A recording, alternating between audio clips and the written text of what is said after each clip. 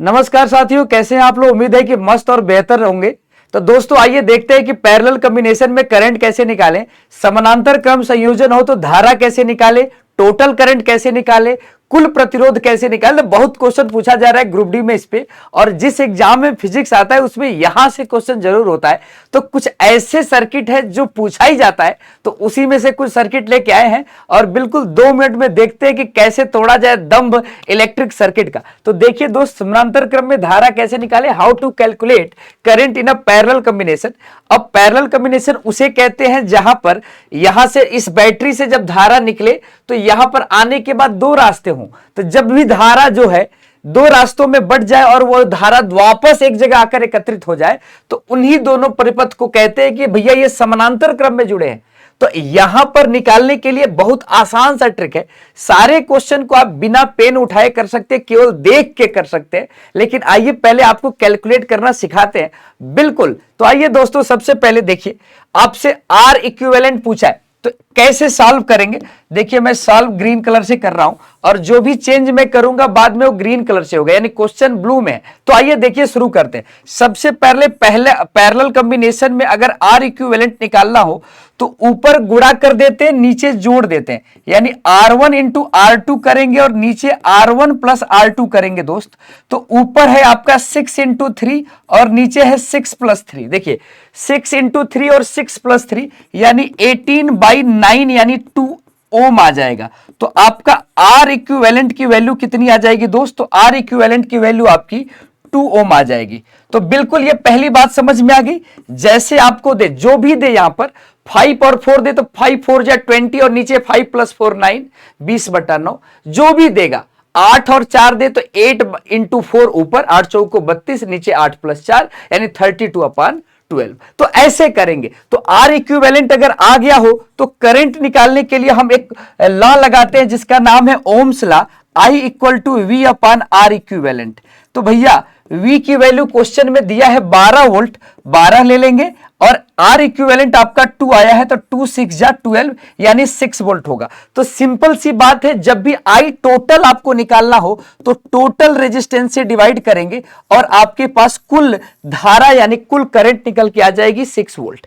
चलिए दोस्तों, इसके बाद से ये तो हमको कुल प्रतिरोध निकालने के लिए कहे तो ऊपर गुणा नीचे जोड़, कुल धारा कहे ऊपर विभव लिख दो, नीचे बस प्रतिरोध से भाग दे दो। लेकिन जब आपके क्वेश्चन में कह दे कि भैया इस वाले परिपथ में बताओ धारा क्या होगी, तो याद रखिएगा समानांतर क्रम में यहां पे आई टोटल तो आपका आ गया है ना, कितना आया है भाई, 6 एंपियर आया, सॉरी 6 एंपियर आया। तो आई टोटल आपका 6 एंपियर आया, तो यहां पर 6 एंपियर यहां से भी जाएगा, 6 एंपियर आपका यहां से जाएगा। लेकिन अगर हम आपसे कहें, सॉरी यहां पे 6 एंपियर नहीं जाएगा, यही तो कैलकुलेट करना है। यहां पे मैं ये कहना चाह रहा था दोस्त कि यहां पर अगर 12 वोल्ट है तो समानांतर क्रम में विभव जो होता है समान होता है। यहां भी 12 वोल्ट होगा, यहां भी 12 वोल्ट होगा। अब अगर यहां पर धारा निकालना हो, जैसे यहां पर I1 धारा मान ले, यहां पर I2 धारा मान ले, तो I2 धारा निकालने का बहुत आसान सा सूत्र है कि यहां पर विभव कितना है तो 12 और यहां पर प्रतिरोध कितना है तो 3, तो यहां पर धारा आ जाएगा 4 एंपियर। दोस्तों कुल धारा का योग 6 आना चाहिए। यहां पर अगर I2 धारा निकाले तो विभव का मान है 12 और नीचे प्रतिरोध लिख देंगे 6, आपका आ जाएगा 2 एंपियर। तो दोस्तों 4 और 2 को जोड़ने पर आपका 6 एंपियर आ रहा है। तो आपको I1 भी आसानी से आप निकाल सकते हैं। I1 की वैल्यू कितनी है दी है, 6 एंपियर, और I2 की वैल्यू आपकी कितनी दी है भैया, तो I2 की वैल्यू दी हुई है आपकी 2 एंपियर। तो इस तरीके से आप आराम से करिएगा। I1 की वैल्यू 2 एंपियर और I2 की वैल्यू 4 एंपियर, तो आराम से करेंगे 6 एंपियर आपका आ जाएगा। चलिए नेक्स्ट क्वेश्चन की तरफ चलते हैं। तो भैया बिल्कुल आसान सा क्वेश्चन है, यहां पर देखकर लिखने में मिस्टेक हुआ था। चलिए नेक्स्ट क्वेश्चन की तरफ देखिएगा। जैसे ये क्वेश्चन है और इसमें भी सेम चीज अगर दिया हुआ हो, सेम चीज पूछे आपसे, जैसे आर इक्विवेलेंट पूछ रहा हो, तो बताओ क्या करोगे, ऊपर मल्टीप्लाई नीचे ऐड कर दोगे ना। तो ऊपर क्या करोगे, R1 into R2 upon R1 plus R2। भैया चलो शुरू करो, क्या लिखा है, 12 इंटू 4 अपॉन 12 प्लस 4 जोड़ दिए, कितना आ गया, 12 चौको 48, 12 प्लस 4 16, 16 16 3 जा 48, आपका कितना आ गया 3 ओम। तो R इक्विवेलेंट यानी R तुल्य का मान कितना आ गया दोस्त 3 ओम। तो ये सेटिंग बड़ी पूछता है क्योंकि बहुत आसानी से इस पर क्वेश्चन हो जाते हैं।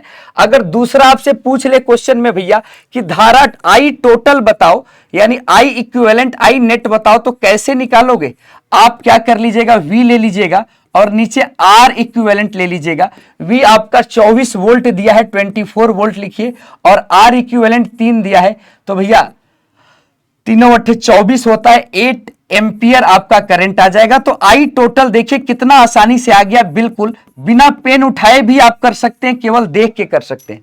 तो दोस्तों अगर आपसे पूछता है तीसरा सवाल कि भैया यहां पर धारा क्या होगी, तो यहां पर आप I2 ले ले और यहां पर आप I1 ले ले, और बेहद आसान तरीके से आप कर सकते हैं। 24 वोल्ट यहां है तो यहां भी 24 वोल्ट और 24/12 हो जाएगा 2 एम्पियर। तो आप यहां पे 24/12 करेंगे 2 एम्पियर आएगा।